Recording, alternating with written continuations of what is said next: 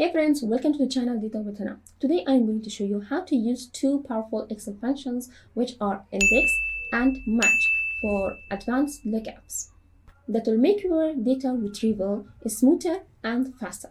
So let's dive in. First of all, let's talk about index function. Equal sign index, hit the tab key. Here you can see that we have the index formula. And with the help of index formula, what we can do is we will provide the location of value, and then this formula will provide for us the value itself. So for example, we want to know what is the customer name that is located in the row number 4. So what we can do here is choose the array. Here this is the array that we want to look up, then add the comma. Then what is the row number of the value that we want to retrieve? It is number 4. Close the brackets and hit the enter key. You can see that the customer name is John. As simple as that. With the help of index formula, what you can do is you will provide the location for it, and the formula will back return the value itself for you. Now let's talk about the match function. Match function is opposite to that. What it will do is you will provide the value itself, and instead it will provide for you the location of it. Where does that value is located? So let's write down equal sign match. The lookup value is, for example, John.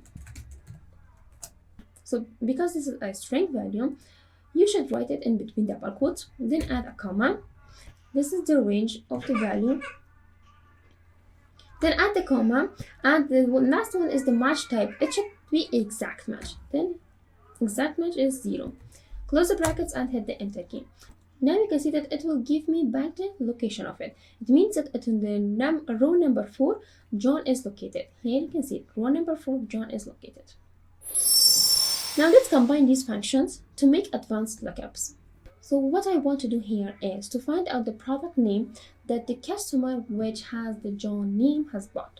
So what I can do is here I will write down equal sign index.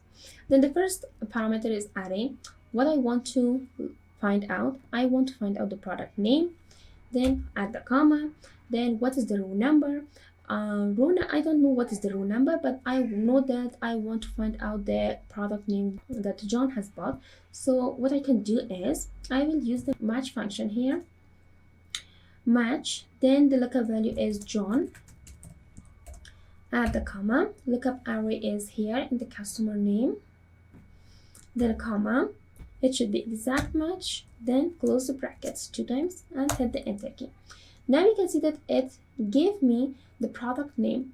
So here you can see that the row number is 4, the customer name is John, and this is the product name here. Now you might be wondering why to use index and match and not VLOOKUP.